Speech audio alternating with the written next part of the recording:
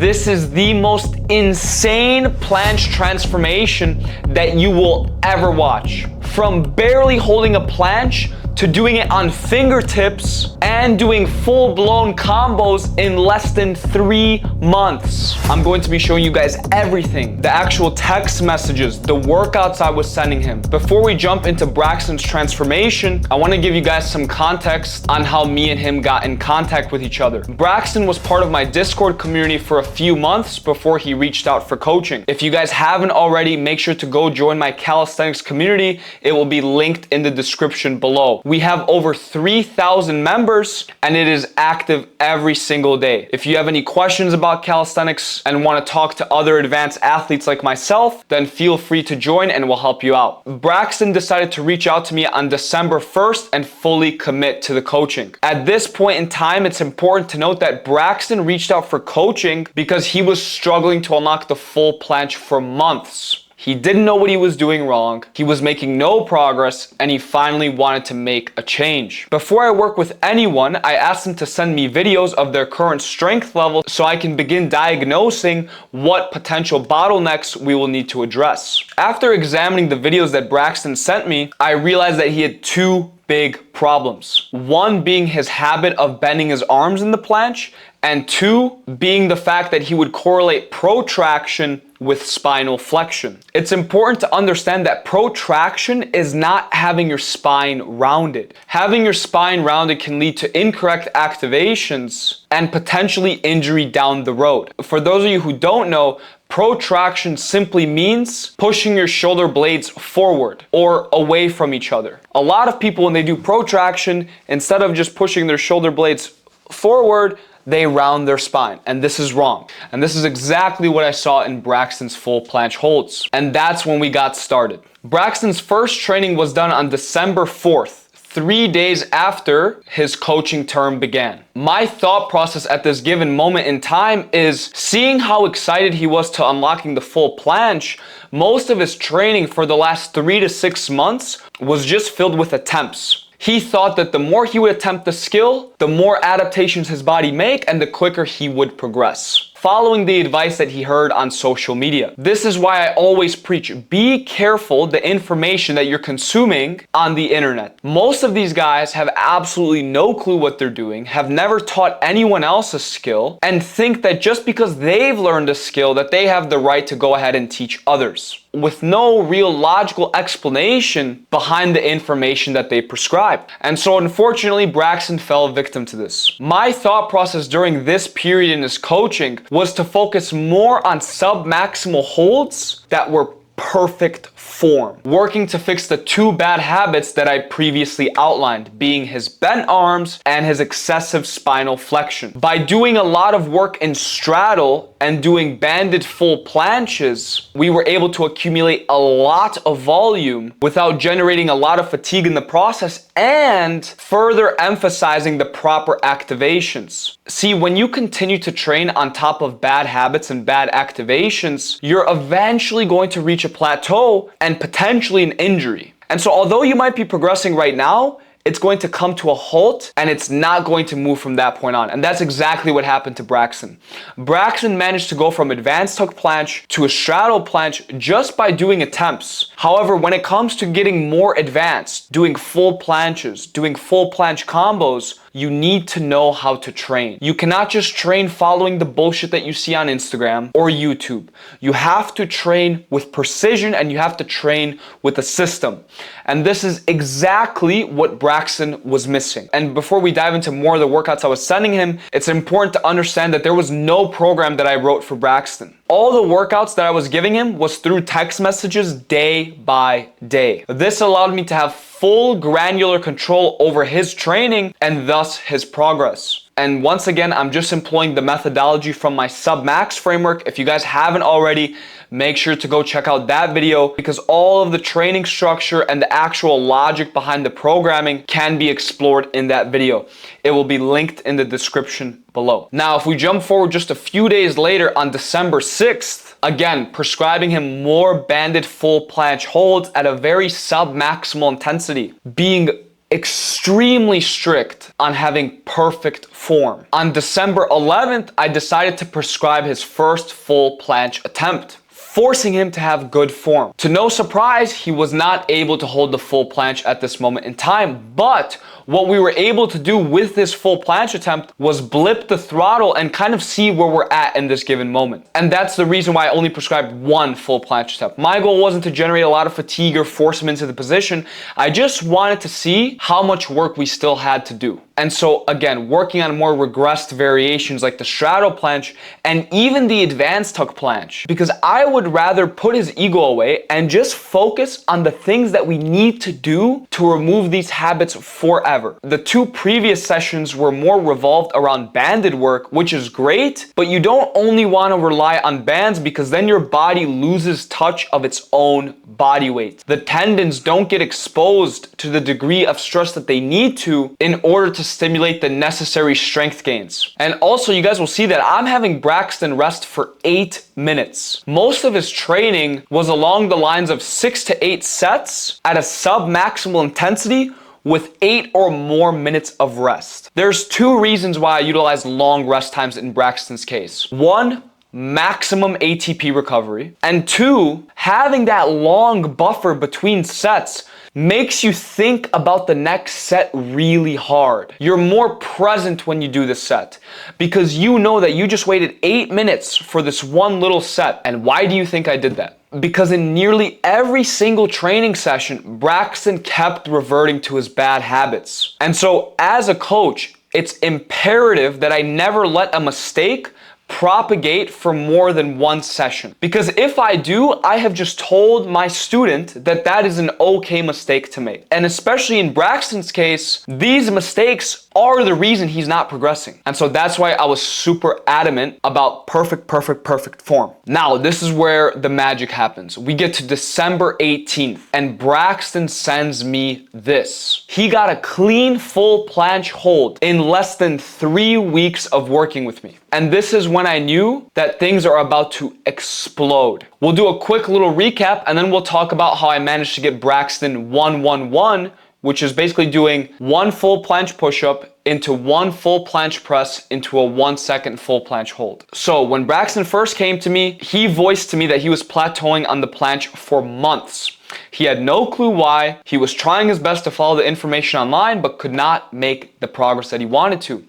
And so after seeing 2 of his planche videos, I diagnosed where his bottleneck was. It took us roughly 6 training sessions to remove these bad habits, and he managed to unlock his first ever full planche hold. Now, I wasted no time. In the very next training, I told him that it's time to start learning planche combos. And so you'll see that the bias, or the first exercise of the workout, is still related to the full planche. However, the subsequent exercises are now focused on dynamic planche movements, things like planche presses and planche push-ups. I want to stop here and talk about this for a moment. The planche in itself is very technical, but planche presses and planche push-ups are a whole nother ball game. There's a level of optimization to these movements that cannot simply be covered in a text message. And so me and Braxton got on many phone calls. I sent him many videos of me demonstrating the proper form and the proper optimized technique, which also played a critical role in his ability to make such fast progress. The training program, by the way, guys, is 1% of the whole equation, okay? Me watching the videos and giving him feedback every single workout, talking about the most minute mistakes he's making, that's where the coaching shines. That's where 99% of the work happens. Because you know what you can do? You can take these text messages and these workouts or the other programs of my other students and you can follow them, but you will see 100th of the progress. Because most people's problems in calisthenics is their ability to identify what they're doing wrong themselves. Just like Braxton.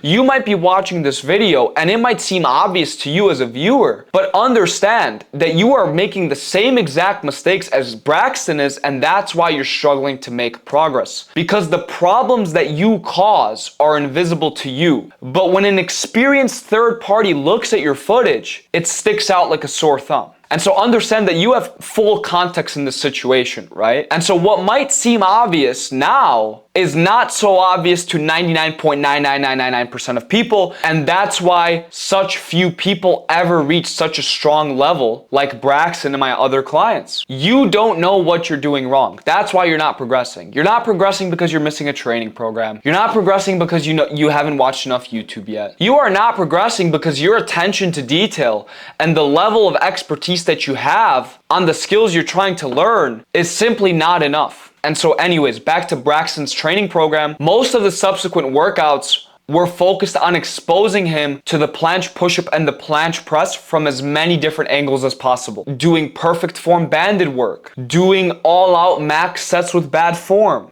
doing momentum presses, right? We're kind of all over the place right now because we're trying to target these new movement patterns that Braxton has never done before in a bunch of different ways so that his central nervous system can adapt much quicker, right? If you just spam a certain movement pattern and you try to learn it from one angle, your body's ability to learn that movement becomes much slower compared to if you were to try to target that movement from a multitude of different exercises, tempos, etc. Although Braxton made a lot of progress in just 3 weeks, he unfortunately got overwhelmed with work a lot of the times, especially around the new year, and it made it difficult for him to train consistently, let alone get good sleep. And shortly after this, he went on a long cruise trip and was unable to train properly. And so all we focused on during this time period was just maintaining his current level. We got back to serious training around middle of February, continuing on with more dynamic planche work, which quickly transitioned into full planche combos. For the sake of the video, I'm not going to go into too much depth about how I programmed his planche combination training because that is very valuable information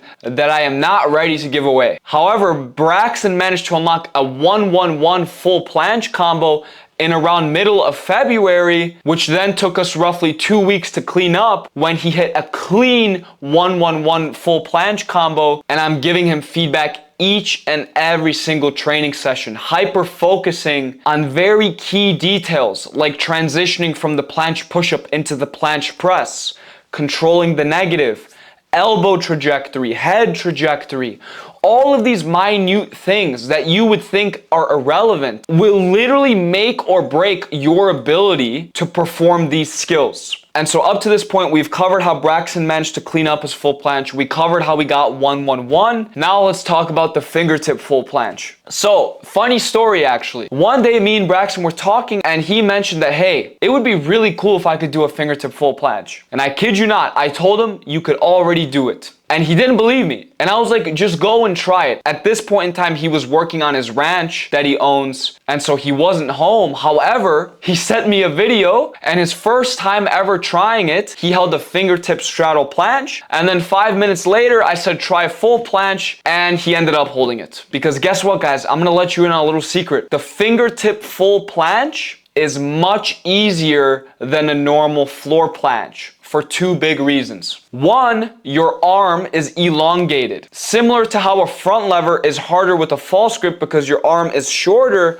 with the fingertip full planche, your arm becomes longer and thus more mechanically advantageous for your leverages. It also requires way less wrist mobility to actually hold the position compared to a floor planche. And so yeah, he learned the fingertip full planche in 1 workout, and then he started having fun doing fingertip full planches to fingertip 90-degree handstand push-ups. But again, all of this cool stuff you see, like all of these different grips, knuckle planches, fingertip planches, planche push-ups, planche presses, are all derived from a strong hold, right? That's why my initial focus with him was strengthening his hold. Because once you get a strong planche hold, you can derive whatever you want from it. I am so unbelievably proud of Braxton and how far he's come in such a short period of time. Teaching advanced calisthenics skills like full planche push-ups, full planche presses requires a lot of attention to detail from me as a coach, but also a high degree of interpretation from my student.